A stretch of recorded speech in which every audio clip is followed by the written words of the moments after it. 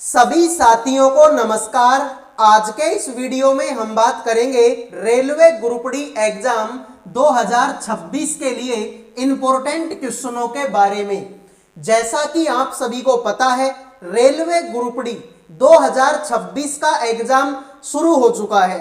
आप में से काफी सारे बच्चों का एग्जाम कंप्लीट हो चुका है, लेकिन अभी भी लाखों की संख्या में ऐसे स्टूडेंट बचे हैं जिनका एग्जाम नहीं हुआ। आने वाले दिनों में उन बच्चों का एग्जाम होगा।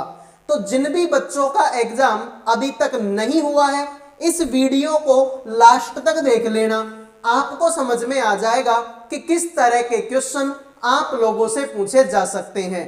तो फटाफट से सारे के सारे स्टूडेंट वीडियो को लाइक कर दो, चैनल को सब्सक्राइब कर दो, साथ में मेरे भाई कमेंट में मुझे बता दो कि आप लोगों का एग्जाम कौन सी तारीख को है और कौन सी शिफ्ट में है।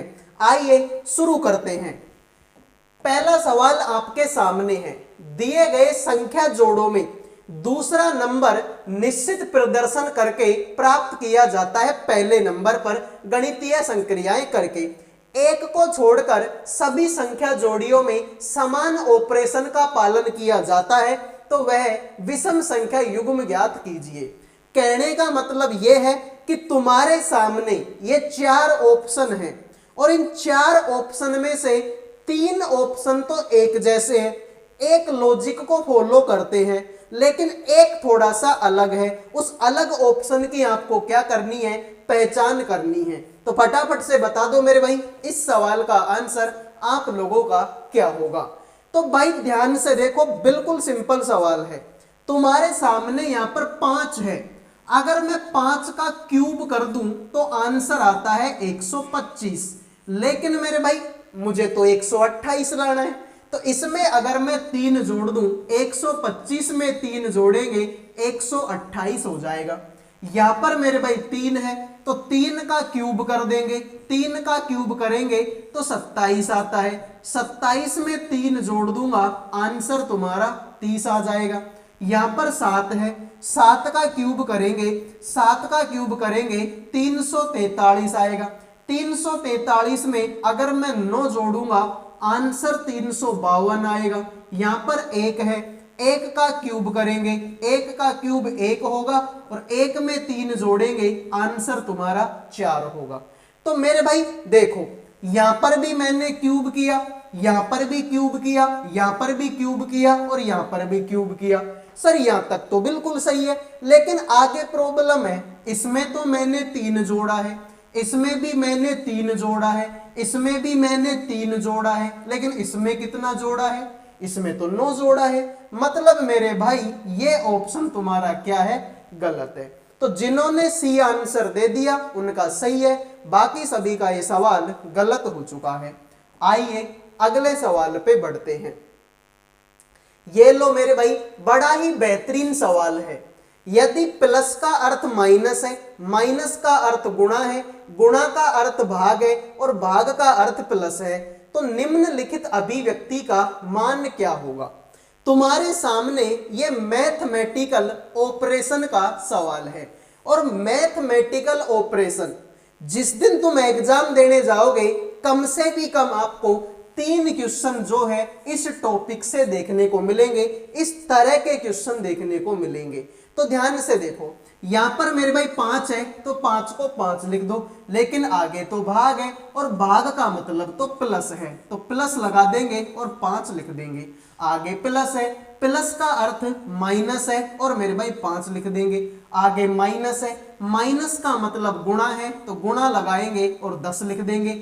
आगे गुणा है, गुणा का अर्थ मेरे भाई भाग है तो भाग लिख देंगे और मेरे भाई आपका 10 लिख देंगे। तो देखो 5 में 5 जोड़ेंगे तो 10 होगा, माइनस 5 तो है ही है, 10 का भाग 10 में देंगे तो 1 बढ़ जाएगा, तो 5 को 1 से गुणा करेंगे 5 ही आएगा।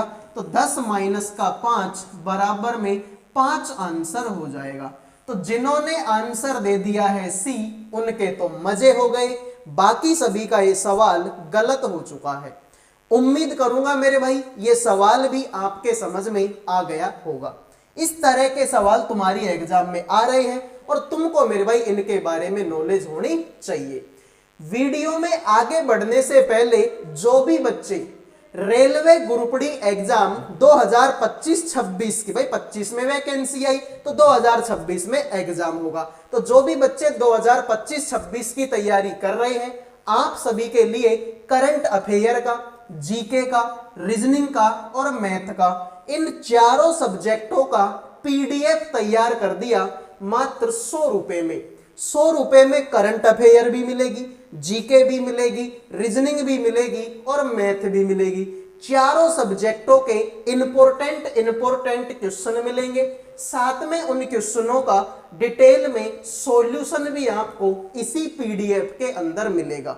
जिस भी बच्चे को ये पीडीएफ चाहिए, इस नंबर पे व्हाट्सएप मैसेज करके केवल और केवल 100 रुपए में चारों सब्जेक्टों का पीडीएफ ले सकता है। ठीक है मेरे भाई, बेहतरीन लेवल के क्वेश्चन होंगे, जिन क्वेश्चनों को पढ़कर आप मेरे भाई रेलवे ग्रुप डी में सिलेक्शन ले सकते हैं, क्योंकि पीडीएफ में वैसे ही क्वेश्चन आपको दूंगा जैसे क्वेश्चन तुम्हारी एग्जाम में पूछे जा रहे हैं। तो इंपॉर्टेंट क्वेश्चनों का पीडीएफ केवल और केवल 100 रुपए में आपको दिया जाएगा। जिस भी बच्चे को चाहिए, इस नंबर पे व्हाट्सएप मैसेज करके 100 रुपए में आप ये पीडीएफ ले सकते हैं। मेरे दोस्त, मैं तुमको बता दूं कि ये लास्ट टाइम है, और लास्ट टाइम में अगर 100 रुपए के पीडीएफ से 20 क्वेश्चन भी तुम्हारी एग्जाम में आ गए तो तुम्हारी तो बल्ले बल्ले है। तो जिस भी बच्चे को चाहिए, नंबर तुम्हारे सामने है, व्हाट्सएप पे मैसेज कर देना। आइए अगले सवाल पे बढ़ते हैं। 6 मित्र हैं मेरे भाई, A B C D E और एफ, एक व्रत में केंद्र की ओर मुंह करके खड़े हैं। तुमसे बोला कि जो बी है ना वो एफ और सी के बीच में है, और जो ए है वो ई और डी के बीच में है, और जो एफ है वो डी के ठीक बाईं ओर बैठा हुआ है। तुमसे बोला ए और एफ के बीच में कौन बैठा हुआ है। फटाफट से बताएंगे मेरे भाई, इस सवाल का आंसर आप लोगों का क्या होगा। तो तुम्हारे सामने टोटल 6 मित्र हैं। कितने मित्र हैं मेरे भाई? 6 मित्र हैं। तो ये मैंने एक गोल मेज बनाई, इसमें मेरे को 6 मित्र बैठाने हैं। तो ये रहा पहला, ये रहा दूसरा, ये रहा तीसरा, ये रहा चौथा, ये रहा पांचवा और ये रहा छठा। सबका मुंह केंद्र की तरफ है, ठीक है। तो इधर को जाएंगे सबका दायां हाथ आएगा, और अगर मैं इधर को जाऊंगा तो सबका बायां हाथ आएगा। अब तुम इस सवाल को देखो, तुमसे सवाल में एक लाइन बोली कि जो एफ है ना, एफ वो डी के ठीक बाईं ओर बैठा है। जो एफ है ना, एफ डी के ठीक बाईं ओर बैठा हुआ है। तो मेरे भाई मैंने डी को यहां बैठा दिया, तुम्हारा जहां मन करे ना वहां तुम डी को बैठा देना। मेरा मन कर रहा है कि मैं डी को यहां बैठाऊंगा, तो इसके बाईं ओर कौन बैठेगा? इसके बाईं ओर तो एफ बैठेगा। तो ये मैंने एफ बैठा दिया। तुमसे सवाल में एक लाइन बोली थी कि जो बी है ना, बी एफ और सी के बीच में बैठा है, तो एफ तो बैठा दिया। एफ और सी के बीच में किसको बैठा दो? बी को बैठा दो। सर इस सवाल में एक लाइन और बोली थी तुमसे कि जो ए है ना, ए ई और डी के बीच में है, तो ई और डी के बीच में कौन बैठेगा? ए बैठेगा। अब सवाल को देखो, ए और एफ के बीच में कौन बैठा है?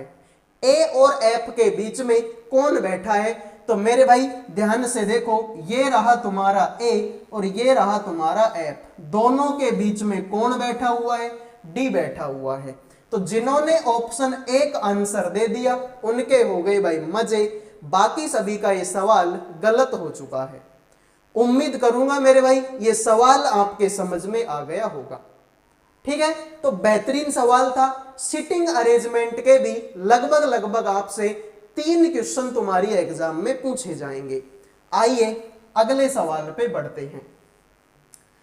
निम्नलिखित में से किस अक्षर समूह को हैज और प्रतिशत को प्रतिस्थापित करना चाहिए ताकि ये जो समानुपात के बाईं ओर के अक्षर समूह युग्म के बीच में अपनाया गया पैटर्न और समानुपात के दाईं ओर के समान है। यानी कि मेरे भाई सवाल अगर तुम्हारे समझ में नहीं आया तो कोई दिक्कत नहीं है, सवाल को पटक दो भाड़ में। सवाल से कोई मतलब नहीं है, तुम तो बस ये बता दो कि मैं हैज की जगह पे तो इनमें से क्या लिखूं और प्रतिशत की जगह पे इनमें से क्या लिखूं, ताकि इनके बीच का संबंध और इनके बीच का संबंध क्या हो जाए, बराबर हो जाए। तो बताइए मेरे भाई क्या लिखना है, हैज की जगह पे और मेरे भाई आपके प्रतिशत की जगह पे। अगर मैं पहला ऑप्शन ट्राई करता हूं तो इसमें 2 जोड़ेंगे, इसमें 2 जोड़ेंगे, तो ये ऑप्शन तो गलत हो जाएगा। इसमें मेरे भाई 2 घटाएंगे ठीक है, इसमें 3 जोड़ेंगे, 3 जोड़ेंगे ठीक है, इसमें 2 घटाएंगे, इसमें 2 घटाएंगे, तो बी ऑप्शन तुम्हारा करेक्ट हो जाएगा। ध्यान से देख लो मेरे भाई, हैज की जगह पे लिखूंगा FHT, तो हैज की जगह पे लिख दूंगा मेरे भाई FH और T, और प्रतिशत की जगह पे मैं लिख रहा हूं NFJ, यहां पर लिखूंगा NF और J। तो मेरे भाई ध्यान से देखो, FHT, F आएगा 6 नंबर पर, H आएगा 8 नंबर पर, T आएगा 20 नंबर पर। इसको देखेंगे तो D आएगा 4 पर, K आएगा 11 पर, R आएगा 18 पे। 6 में से 2 घटाएंगे तो 4 आएगा, 8 में 3 जोड़ेंगे तो 11 आएगा, 20 में से 2 घटाएंगे तो 18 आएगा। इसको देख लो मेरे भाई एक बार, P आएगा 16 पर, C आएगा 3 पर, L आएगा 12 पर। इसको देखेंगे तो N आएगा 14 पर, F आएगा 6 पर और J आएगा 10 पर। ठीक है भाई, J आएगा 10 पर। देख लो 16 में से 2 घटाएंगे 14, 3 में 3 जोड़ेंगे 6 और 12 में से 2 घटाएंगे तो 10। तो मेरे भाई लॉजिक क्या देख लो, माइनस का 2, माइनस का 2, प्लस का 3, प्लस का 3, माइनस का 2, माइनस का 2, है ना मेरे भाई लॉजिक बराबर। यानी कि जो लॉजिक इधर को है वो ही लॉजिक इधर को है। हो गया मेरे भाई सही सवाल। तो मेरे भाई तुम्हारा आंसर क्या होगा, ऑप्शन नंबर बी होगा। तो भाई बेहतरीन तरीके का सवाल था। बाद में मत बोलना कि हमने फलाने चैनल से पढ़ा था और वो पेपर में आया नहीं। मैं तुमको सब तरीके के सवाल करवा रहा हूं भाई, सब तरह के। बस क्लास को लास्ट तक देखना है और कुछ नहीं करना तुमको। मैं कुछ नहीं मांग रहा तुमसे, मैं तुमसे ये नहीं बोलता कि मेरी क्लासों के कोई पैसे दो, फ्री में पढ़ा रहा हूं। ठीक है, किसी क्लास का कोई पैसा तुमसे नहीं ले रहा, बस लास्ट तक देख लेना, इतना ही बहुत है मेरे लिए। तो आइए अगले सवाल को देखते हैं। एक निश्चित कूट भाषा में किलोक शब्द को इस तरीके के रूप में लिखा जाता है, तो बताइए फोन को किस भाषा में लिखा जाएगा। यानी कि सवाल में तुमसे बोला गया कि ये जो किलोक शब्द तुम्हारे सामने है ना, ये किलोक, इस किलोक शब्द को मेरे भाई इस तरीके से लिखा जाता है, तो बताइए फोन को कैसे लिखा जाएगा। और मैंने तुमको हमेशा एक बात बोली थी कि जब भी इस तरीके का सवाल आता है, ऐसे सवालों को करने का एक ही तरीका है कि आप इनकी नंबरिंग दे दिया करो।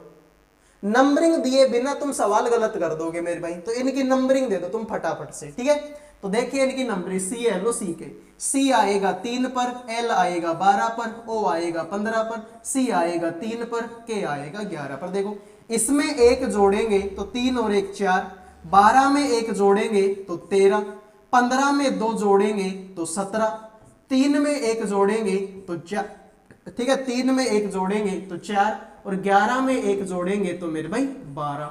तो यानी कि लॉजिक क्या ला बना मेरे भाई, लॉजिक बना +1 +1 +2 +1 +1।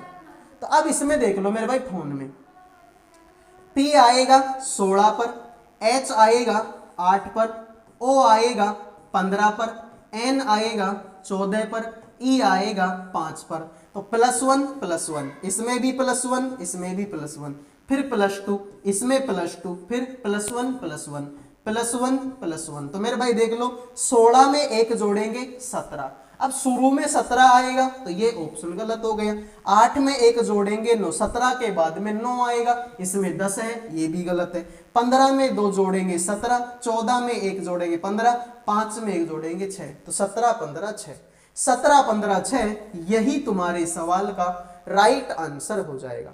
तो जिन्होंने सी आंसर दे दिया उनके मजे हो गए, बाकी सभी का ये सवाल गलत हो चुका है। उम्मीद करूंगा मेरे भाई ये सवाल आपके समझ में आ गया होगा। आइए अगले सवाल पे बढ़ते हैं। कथन और निष्कर्ष का सवाल है, फटाफट से मेरे भाई जितने भी स्टूडेंट है वो बताएंगे कि इस सवाल का आंसर क्या होगा। कथन में तुमसे बोला गया कि सभी बेल्ट जूते हैं। फिर बोला सभी जूते कैप हैं। फिर बोला कुछ टोपियां कैप हैं। तो फटाफट से बताएंगे मेरे भाई इस सवाल का आंसर आप लोगों का क्या होगा। तो ध्यान से देखो, तुमसे बोला कि सभी बेल्ट जूते हैं, यानी कि जितने भी बेल्ट हैं वो सारे के सारे जूते हैं। जूते को जे लिख दिया। फिर बोला सभी जूते कैप हैं, जितने भी जूते हैं वो सारे के सारे कैप हैं। कैप को सी लिख दिया। कुछ टोपियां कैप हैं, कुछ टोपी हैं जो कि मेरे भाई आपकी कैप हैं। अब सवाल को देखो, तुमसे सवाल में बोला कुछ कैप बेल्ट है क्या। मेरे भाई ध्यान से देखो, ये कैप का गोड़ा इतना बड़ा है, ये जो कैप है इसका गोड़ा इतना बड़ा है, और जो बेल्ट है इसका गोड़ा इतना बड़ा है। तो मेरे भाई इसका गोड़ा इतना बड़ा, बेल्ट का गोड़ा इतना सा। तो मेरे भाई कुछ हिस्सा तो है जो इसके अंदर ही तो है, कुछ हिस्सा जो है इसके अंदर ही तो है ये वाला। हाँ सर बिल्कुल ये बात तो सही है। तो पहली लाइन तुम्हारी सही हो गई। कुछ टोपियां जूते हैं क्या। मेरे भाई अब तुम ध्यान से देखो, मजा आ जाए, ठीक है भाई। तो ये वाला तो तुम्हारा सही हो गया, ठीक है, ये वाला तो सही है। कुछ टोपी जूते हैं क्या। मेरे भाई देखो, ये जूते का गोड़ा है और ये टोपी का गोड़ा है, इनके बीच में तो मुझे कोई संबंध नहीं दिखाई दे रहा, इसका मतलब ये तो गलत हो गया। फिर बोला सभी जूते बेल्ट है क्या। सभी जूते बेल्ट है क्या। तो मेरे भाई ये गलत है यार। भाई जूते का गोड़ा तो बड़ा है और बेल्ट का गोड़ा छोटा है, तो इतना बड़ा गोड़ा इसके अंदर कैसे फिट बैठेगा, नहीं बैठ सकता। इसका मतलब ये तो गलत हो गया। तो केवल एक तुम्हारा क्या करता है, अनुसरण करता है। तो जिन्होंने ऑप्शन एक आंसर दे दिया उनके हो गए भाई मजे, बाकी सभी का ये सवाल गलत हो चुका है। उम्मीद करूंगा ये सवाल आपके समझ में आ गया होगा। क्लियर है। आइए अगले सवाल पे बढ़ते हैं। एक निश्चित कूट भाषा में ब्रिक को इस तरीके से लिखा गया, होटल को इस तरीके से लिखा गया, उस भाषा में बताइए स्पोर्ट को कैसे लिखा जाएगा। तो देखते हैं आप में से कितने स्टूडेंट इस सवाल का राइट आंसर करेंगे। फटाफट कमेंट कर दीजिए भाई, ठीक है। BRICK, ठीक है भाई, तुम्हारे सामने है BRICK। इसको मेरे भाई लिखा जाता है इस तरीके से। तो भाई देखो कैसे मैं लिखूंगा, इसको तुम जमा दो अंग्रेजी वर्णमाला के अनुसार। अंग्रेजी में सबसे पहले ए आता है, लेकिन ए इसमें है नहीं, तो बी आएगा, बी लिख दो। बी के बाद में सी आता है, सी लिख दो। सी के बाद में D, E, F, G, H, I, J, K, L, M, N, O, P, Q, R. R है तो आर लिख दिया। BCI, KR, BCI, KR, ये तुम्हारा हो गया, ठीक है। सेम काम तुम ऐसे होटल में देख लो, HOTEL, HOTEL, तो उसी तरीके से जमाओ मेरे भाई, ABCDE, तो E आएगा। FGH, H आएगा, H के बाद में IJKL, L आएगा। MNO, O आएगा। OPQRST आएगा, तो T देख लो मेरे भाई। EHLOT, EHLOT। तो सेम मेरे भाई तुम इसको जो है अंग्रेजी वर्णमाला के अनुसार जमा दो।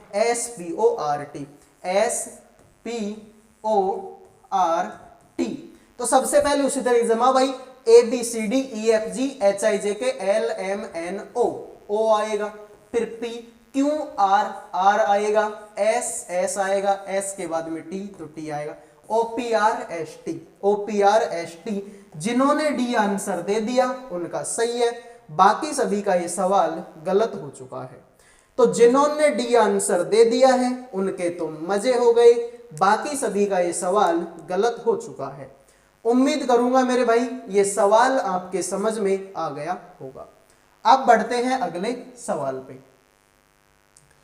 दिए गए शब्दों को उसी क्रम में व्यवस्थित करें जिस क्रम में वे अंग्रेजी शब्दकोश में आते हैं। तो तुम्हारे सामने ये स्पेलिंग लिखी हुई है, इसमें आपको जमाना है कि पहले नंबर पे कौन सा आएगा, दूसरे नंबर पे कौन सा आएगा, तीसरे पे कौन सा, चौथे पे कौन सा और पांचवे पे कौन सा।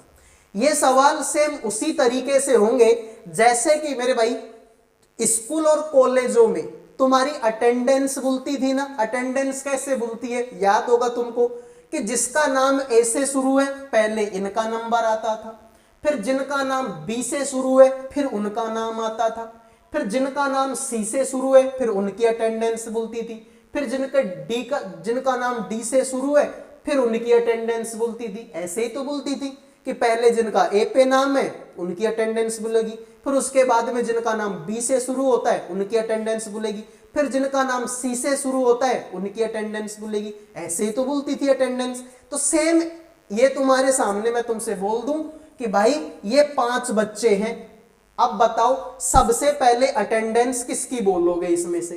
तो आप बोलेंगे कि सर इसका शुरू का अक्षर एम है, इसका शुरू का अक्षर ए है, इसका शुरू का अक्षर एम है, इसका ए है और इसका सी है। तो सबसे पहले तो ए वाले का नाम आएगा, लेकिन सर ए वाले तो यहां पर दो बैठे, एक तो ये रहा ए वाला और एक ए वाला ये रहा।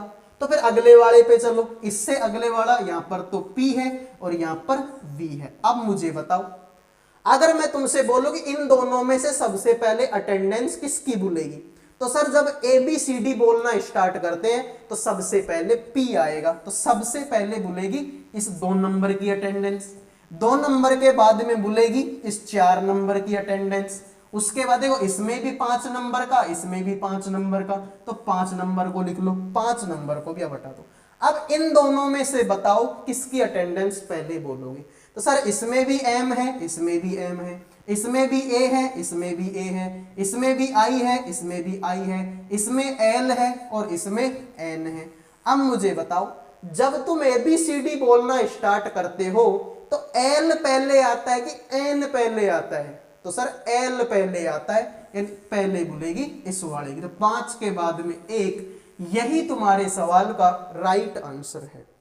तो सी आंसर देने वालों ने मौज कर दी है, बाकी सभी का ये सवाल गलत हो चुका है। आइए, संख्या श्रृंखला दिखाई गई है जिसमें एक संख्या लुप्त है जिसे प्रश्न चिन्ह के द्वारा दर्शाया गया है। दिए गए विकल्पों में से सही विकल्प को चुने जो श्रृंखला के पैटर्न में फिट होंगे। फटाफट से बताएंगे मेरे भाई कि यहां पर यह जो क्वेश्चन मार्क है इसकी जगह पर कौन सा ऑप्शन आएगा। फटाफट कमेंट करो मेरे भाई, इस सवाल का आंसर क्या होगा।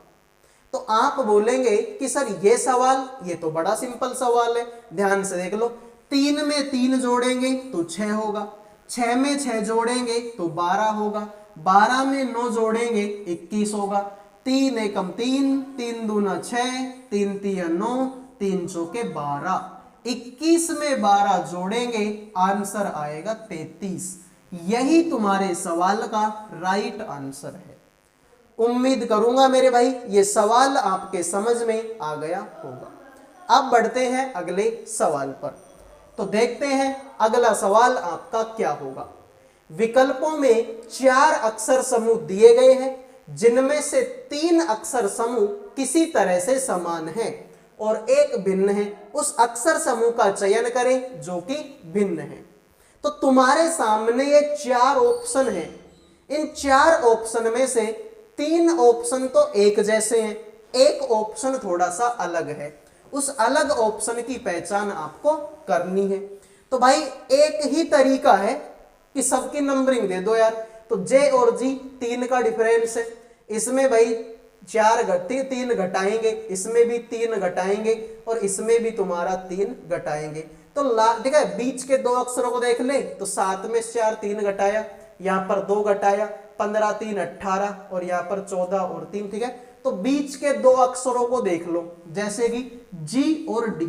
तो G आएगा 7 पर, D आएगा 4 पर, D आएगा 4 पर, B आएगा 2 पर, R आएगा 18 पर, O आएगा 15 पर, N आएगा 14 पर, K आएगा 11 पर। देखो 7 में से 4 घटाऊंगा तो 3 बचेगा, 4 में से 2 घटाऊंगा तो 2 बचेगा, 18 में से 3 घटाऊंगा तो 15 बचेगा और 14 में से 3 घटाऊंगा तो 11 घटेगा। इसमें से 3 घटाया, इसमें से 3 घटाया, इसमें से 3 घटाया, तो यहां पर मेरे भाई सब में से 3 घटाया है, लेकिन इसमें से 2 घटाया है। यही तुम्हारे सवाल का राइट आंसर है। तो जिन्होंने बी आंसर दे दिया उनका सही हो गया, बाकी सभी का ये सवाल गलत हो चुका है। उम्मीद करूंगा मेरे भाई ये सवाल आपके समझ में आ गया होगा।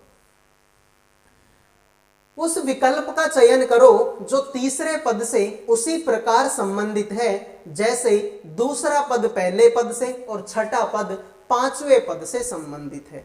यानी कि मेरे भाई इस सवाल को अगर हम करने बैठे तो इन दोनों के बीच में आपस में कोई संबंध है, इन दोनों के बीच में आपस में कोई संबंध है, तो इसका संबंध बता दो किसके साथ में होगा। तो देखते हैं आप में से कितने बच्चे इस सवाल का आंसर करेंगे। फटाफट कमेंट कर दो भाई इस सवाल का आंसर क्या होगा। तो ध्यान से देखिए, तुम्हारे सामने यहां पर 7 है, तो 7 का क्यूब कितना होता है? 343 होता है। अब 343 में अगर मैं 7 जोड़ दूं तो आंसर 350 आएगा, जो कि यहां पर है। उसी तरीके से यहां पर 6 है, तो 6 का क्यूब कितना होता है? 216 होता है। इस 216 में अगर मैं 6 जोड़ दूं, इसी 6 को वापस जोड़ दूं तो 222 होता है। ठीक है मेरे भाई, तो मैंने क्या किया था? इसका ही तो क्यूब किया और इसी को जोड़ दिया, इसका ही तो क्यूब किया और इसी को जोड़ दिया। तो यहां पर मेरे भाई तुम क्या लिख दो? यहां पर 4 लिख दो। तो देख लो मेरे भाई, 4 का क्यूब करेंगे 64 होगा और 64 में 4 जोड़ेंगे तो आंसर 68 होगा। इसका मतलब राइट आंसर तुम्हारा 4 है। तो जिन्होंने डी आंसर दे दिया है उनके तो मजे हो गए, बाकी सभी का यह सवाल गलत हो चुका है। आइए अगले सवाल पे बढ़ते हैं। उस विकल्प का चयन करें जो पांचवें अक्षर समूह से उसी प्रकार संबंधित है जैसे दूसरा अक्षर समूह पहले अक्षर समूह से संबंधित है और चौथा अक्षर समूह तीसरे अक्षर समूह से संबंधित है। यानी कि मेरे भाई यहां पर अगर हम इस सवाल को देखने बैठे तो इन दोनों के बीच में आपस में कोई संबंध है, इन दोनों के बीच में आपस में कोई संबंध है। इसका संबंध बताना है किसके साथ में होगा। तो एक ही तरीका है कि आप इनकी क्या दे दो मेरे भाई? नंबरिंग दे दो।